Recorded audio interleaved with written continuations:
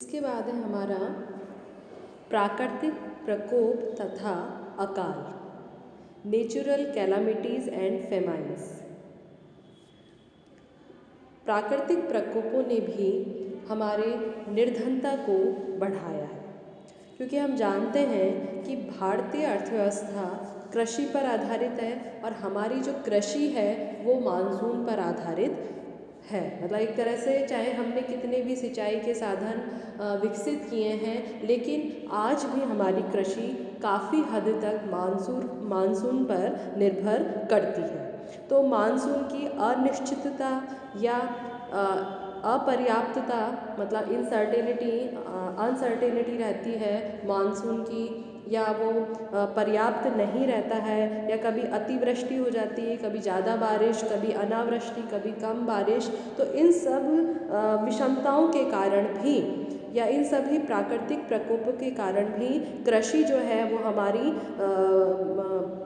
कह सकते हैं हमारी कृषि को नुकसान पहुंचता है। और कृषि को नुकसान होने से जो हमारी अधिकांश जनसंख्या कृषि पर अपना जीवन यापन करती है वो इससे विषम रूप से प्रभावित होती है, अर्थात उनकी आय कम होती जाती है और वो निर्धनता की ओर अग्रसर होते जाते हैं। इसके बाद है हमारा पूंजी की कमी, कैपिटल डेफिशिएंसी। पूंजी की कमी भी गरीबी का एक कारण है। हम जानते हैं उत्पादन के 5 साधन होते हैं: भूमि, श्रम, पूंजी, साहस, संगठन। यदि हम इन साधनों में देखें तो पूंजी सबसे महत्वपूर्ण साधन है, क्योंकि पूंजी के द्वारा ही या कैपिटल के द्वारा ही हम अदर जो फैक्टर्स ऑफ प्रोडक्शन है, उत्पादन के साधन हैं, उनको गतिशील करते हैं या उनको सक्रिय रूप में ला सकते हैं। तो पूंजी की कमी के कारण हमारा जो उत्पादन है वो हम नहीं कर सकते, या उत्पादन करते हैं तो वो इतना तीव्र गति से नहीं हो पाता है, और उत्पादन कम होने से रोजगार के अवसर कम होते हैं, रोजगार के अवसर कम होने से निर्धनता बढ़ती है। तो पूंजी की कमी तथा धीमी गति से पूंजी निर्माण होना भी भारत में गरीबी का एक प्रमुख कारण हमने देखा है। इसके बाद हमारा आता है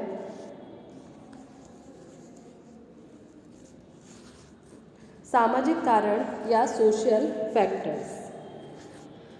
भारत में ऐसे अनेक सामाजिक कारण हैं जो गरीबी के लिए जिम्मेदार हैं, जैसे अशिक्षा के कारण अज्ञानता, अंधविश्वास। ये जो हैं फैक्टर्स, इनके कारण भी गरीबी बढ़ी है, क्योंकि अनेक बार व्यक्ति अपनी जो भी उसके पास जो भी धन है या वो ऋण के रूप में धन प्राप्त करता है, उसको वो इन सामाजिक अंधविश्वासों के कारण उत्पादक कार्यों में काम में नहीं ले पाता, और वो अपनी सामाजिक परंपराओं को निभाने के लिए अनुत्पादक नॉन प्रोडक्टिव एक्टिविटीज़ करता है या गैर उत्पादक व्यय करता है, जिसके कारण उसको कोई आय तो होती नहीं है, उसका खुद का जो मूलधन होता है वो भी व्यर्थ चला जाता है। तो ये सोशल फैक्टर्स भी गरीबी को बढ़ाते हैं। इसके बाद है हमारा कृषि के अतिरिक्त रोजगार के अन्य अवसरों की कमी, lack of employment opportunities other than agriculture. हम जानते हैं कि भारत में कृषि ही रोजगार का मुख्य साधन रहा है।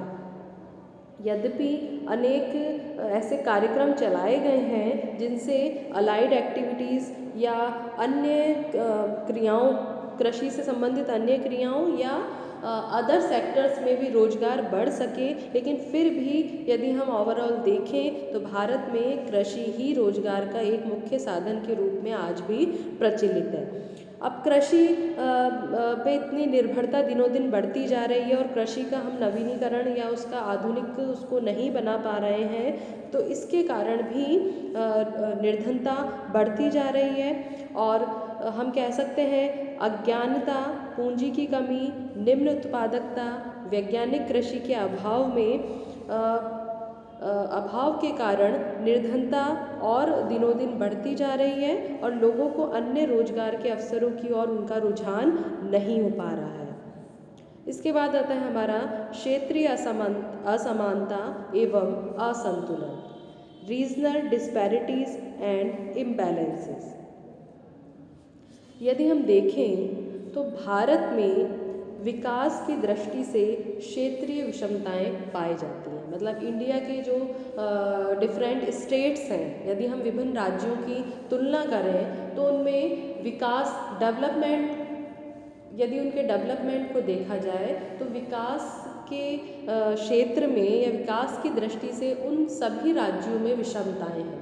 कुछ स्टेट्स बहुत ज़्यादा डेवलप हैं, वहाँ पर कैपिटा इनकम भी ज़्यादा है लोगों की, और पर कैपिटा इनकम ज़्यादा होने से उनका लिविंग स्टैंडर्ड भी अच्छा है। जबकि कुछ स्टेट्स ऐसे हैं जहाँ पर इनकम कम है लोगों की, और वो स्टेट्स इतना अधिक प्राकृतिक कारणों से, या हम कह सकते हैं कुछ कृत्रिम कारणों से भी इतना अधिक डेवलप नहीं हो पाए हैं। तो ये क्षेत्रीय असमानता या क्षेत्रीय संतुलित विकास नहीं होने के कारण भी, या ये क्षेत्रीय असंतुलित विकास होने के कारण निर्धनता हमारे यहाँ बनी हुई है। और कुछ राज्य आज भी मतलब कह सकते हैं इतने डेवलप नहीं हैं, और वहाँ की जनता अधिकांशतः गरीब है।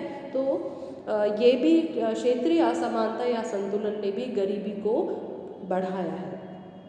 इसके बाद हमारा आता है प्राकृतिक एवं मानवीय साधनों के पूर्ण उपयोग का अभाव, lack of proper utilisation of natural and human resources.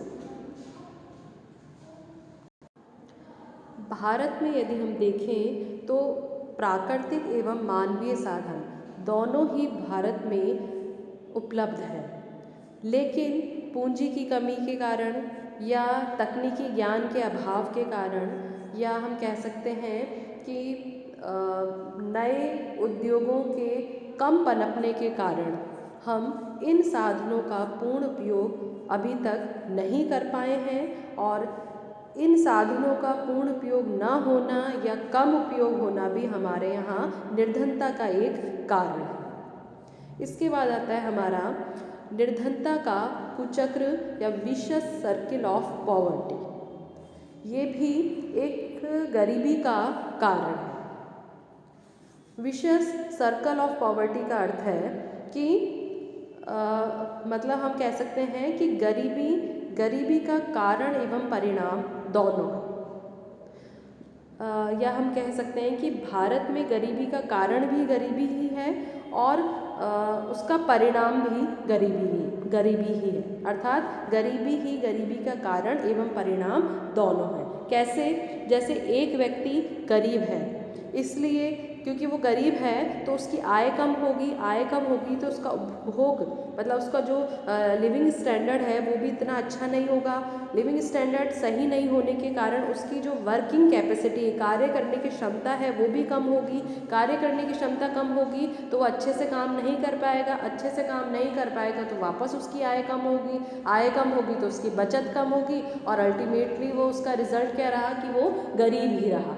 तो क्योंकि वो गरीब ही है तो उसकी कार्य क्षमता अच्छी नहीं है तो वो रोजगार अच्छा नहीं कर सकता, या वहाँ पे अच्छे से अपना परफॉर्मेंस नहीं दे सकता। परफॉर्मेंस अच्छी नहीं देगा तो उसकी इनकम वापस कम होगी, उसकी सेविंग वापस कम होगी, और वो निर्धन ही बना रहेगा। तो ये जो साइकिल है गरीबी का, पॉवर्टी का, ये जो सर्किल बना हुआ है, इसके कारण भी गरीबी हमारे यहाँ पूर्ण रूप से फिनिश होने का या समाप्त नहीं हो पाती है। इसके बाद है हमारा अस्पष्ट आर्थिक नीतियाँ, अनक्लियर इकोनॉमिक पॉलिसीज।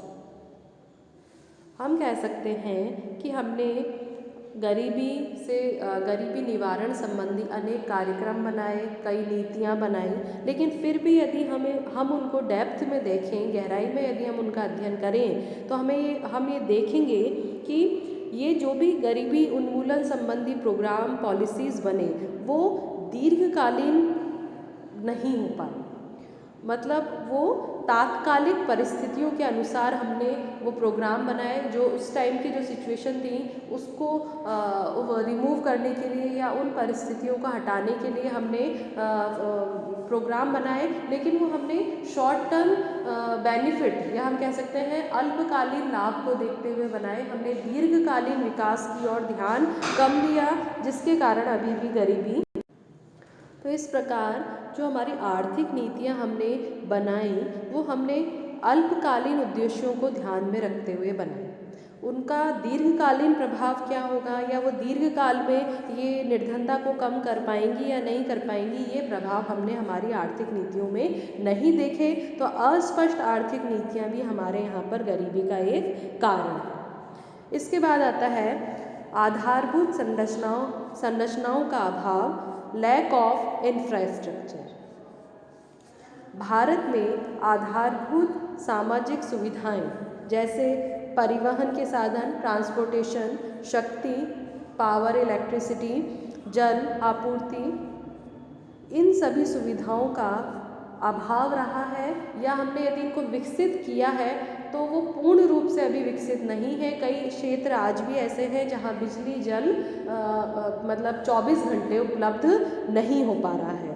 तो इन सुविधाओं के अभाव में भी आर्थिक विकास की दर कम होती है और आर्थिक विकास की दर कम होने से रोजगार कम रहता है और रोजगार कम होने से गरीबी हटाने में बाधा उत्पन्न होती है। इसके बाद है हमारा साहस का अभाव, लैक ऑफ एंटरप्रेन्योरशिप। साहस मतलब नए व्यवसाय या कोई नया उद्यम शुरू करने की क्षमता, स्टार्ट करने की एबिलिटी। तो साहस का अभाव भी या नए कार्य प्रारंभ करना या जोखिम उठाने की क्षमता का अभाव भी हमारे यहाँ निर्धनता का एक कारण है। इसके बाद है हमारा औद्योगिक विकास की निम्न दर। हमने योजना काल में औद्योगिक विकास पर ध्यान तो दिया, लेकिन फिर भी आज भी हमारी औद्योगिक विकास की दर बहुत ऊंची नहीं है। औद्योगिक क्षेत्र में उपभोक्ता और उत्पादक उद्योगों में असंतुलन बना हुआ है, जिसके कारण क्षेत्रीय विषमताएं बढ़ी हैं। उत्पादन का पैमाना भी हमारे उद्योगों का इतना बड़ा नहीं है, वो छोटे पैमाने पर उत्पादन करते हैं, जिसके कारण श्रम विभाजन या विशिष्टीकरण भी वहाँ पर संभव नहीं हो पाया है या डिवीज़न ऑफ लेबर या लेबर स्पेशलाइजेशन जैसी जो पॉइंट्स हैं वो भी हम उनको भी अपने सिस्टम में अभी तक इतना इंट्रोड्यूस नहीं कर पाए हैं और इन सभी के कारण औद्योगिक विकास दर हमारी कम है और जिससे निर्धनता की समस्या हमारे यहाँ पर यथावत बनी हुई है। या हम एक तरह से कह सकते हैं कि औद्योगिक विकास को तो हमने बढ़ाने पर ध्यान दिया है, लेकिन फिर भी इंडस्ट्रीज़ जो होती हैं वो बेसिकली दो तरह की होती हैं, उपभोक्ता वस्तुओं से संबंधित और उत्पादक उद्योग, मतलब जो कि मशीन वगैरह बनाती हैं। तो उन उद्योगों में अभी भी प्रॉपर संतुलन नहीं है और पैमाना जो हम प्रोडक्शन करते हैं वो या तो छोटे पैमाने पर या बड़े पैमाने पर हम जब उत्पादन करते हैं तो हमें कई प्रकार की बचतें मिलती हैं, जैसे लेबर स्पेशलाइजेशन करने से या डिवीज़न ऑफ लेबर करने से भी हमें कई प्रकार के बेनिफिट्स हमें मिलते हैं। तो छोटे पैमाने पर उत्पादन करने से हमें ये बेनिफिट नहीं मिल सकते और वो नहीं मिलने के कारण भी हमारा औद्योगिक विकास अभी इतना नहीं हो पाया है और इससे निर्धनता की समस्या हमारे सामने आज भी बनी हुई है।